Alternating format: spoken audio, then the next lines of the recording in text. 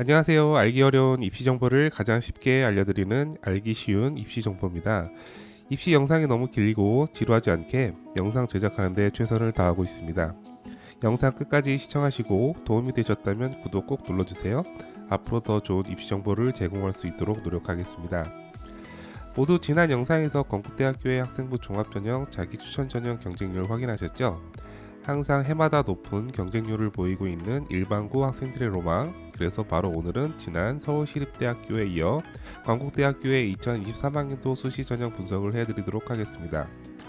건국대학교 수시전형은 교과전형, 종합전형, 논술전형의 순서대로 분석해드리겠습니다.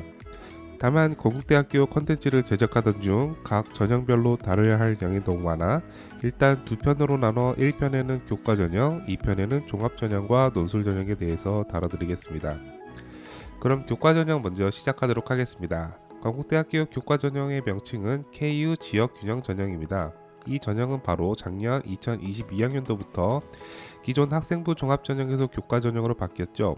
당연히 전형 방법 또한 바뀌었는데요. 2021학년도 종합전형 당시 서류평가 70%와 학생부 교과 30% 반영되던 것에서 2022학년도 교과전형으로 변경한 후 학생부 교과 100%로 완전히 교과전형으로 탈바꿈되었습니다. 하지만 여기서 주목하셔야 할 점은 바로 올해도 역시 전형 방법이 한 번 더 바뀌었다는 겁니다. 작년 2023학년도 대학 입학 시행 계획이 발표되고 당시 2학년 학생들에게 지속적으로 강조했던 사안입니다. 바로 올해는 학생부 교과가 100%에서 70%로 줄었고 서류평가가 다시 30%로 반영된다는 사실입니다. 서류평가란 학생부 종합전형에서 평가하듯이 학교생활 기록부를 활용하겠다는 것입니다. 그렇다면 교과전형에서 서류평가를 왜 하는 것일까? 교과전형과 논술전형 그리고 정시전형처럼 내신이나 수능 점수, 논술 시험을 정량적으로 평가하는 경우 자신이 지원했던 학과를 정말로 좋아서 선택하는 비율이 그렇게 많지는 않습니다.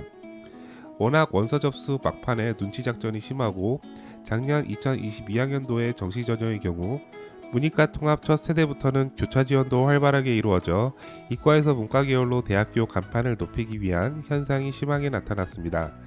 만약 이렇게 될 경우 막상 들어가고 보자는 심리가 매우 강해서 중도 하차하는 일이 많이 일어나게 되는데요. 반대로 학생부 종합전형으로 합격한 학생의 경우 중도 하차하는 경우가 매우 드물어서 대학교 입장에서는 전공 적합성에 더 맞는 학생을 선발하기 위해 그동안 학생부 종합전형을 선호했던 것이었습니다. 하지만 그동안 대학 입시에 아빠 찬스, 엄마 찬스 같은 입시 비례가 사회적 문제로 커지자 정시와 교과 전형의 비율을 늘리라는 교육부의 압박 또한 있었던 것입니다. 따라서 이번 건국대학교 교과 전형의 경우 100% 내신만 반영하지 않고 지원자들이 고등학교에서 선택한 과목이 어떤 것이었고 전공과 관련된 활동을 했는지 알아보기 위해 약간의 안전장치를 두었다라고 봐도 될 것 같습니다. 따라서 이 영상을 보고 계시는 학생 중 건국대학교 교과전형을 지원할 예정이라면 꼭 전공에 맞는 비교과 하나쯤은 해두어야 합격 가능성을 늘릴 수 있다는 의미입니다. 자, 그래서 서류평가 30% 반영되던 것과 교과 내신평가는 70%로 약간 줄긴 했지만 그래도 교과 중심 전형이라고 보시면 되겠고요.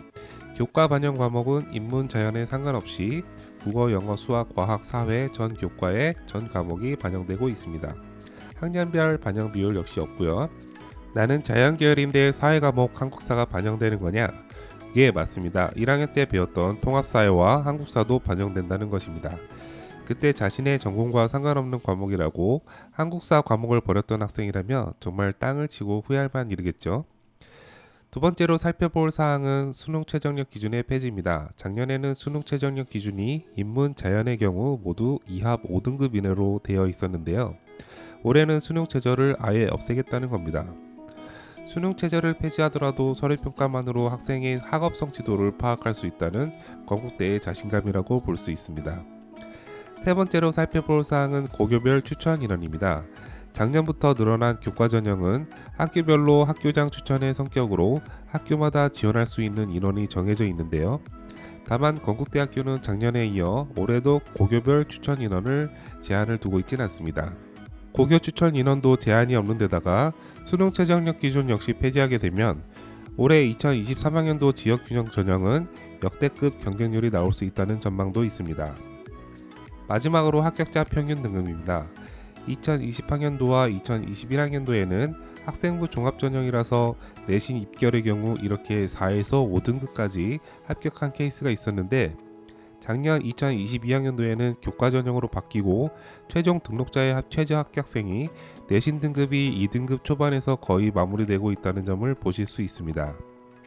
지난 학생부 종합전형 경쟁률 높은 학과편에서도 살펴드렸듯이 건국대학교 학생부 종합전형일 경우에는 입학생 중 자사고 학생들의 비율이 꽤 높았어서 최저 합격생이 꽤 낮은 학생의 케이스도 있었지만, 작년 교과 전형으로 바뀌고 난 후에는 교과 내신만 반영되다 보니 일반고 학생들의 잔치가 되어버렸습니다. 따라서 최저 합격생의 내신 등급은 적어도 2등급 초반에서 거의 마무리되고 있다는 점이 아주 두드러진 특징이라고 볼 수 있겠습니다. 자, 오늘은 여기까지 건국대학교 교과 전형인 지역균형 전형에 대해서 살펴보았고요. 다음 영상에서는 종합 전형인 자기 추천 전형과 논술 전형에 대해서 자세하게 다뤄드리도록 하겠습니다. 영상이 도움이 되셨다면 모두 구독과 좋아요 한 번씩 잊지 마시고요. 저는 2편에서 종합전형과 논술전형 콘텐츠를 가지고 다시 돌아오겠습니다. 감사합니다.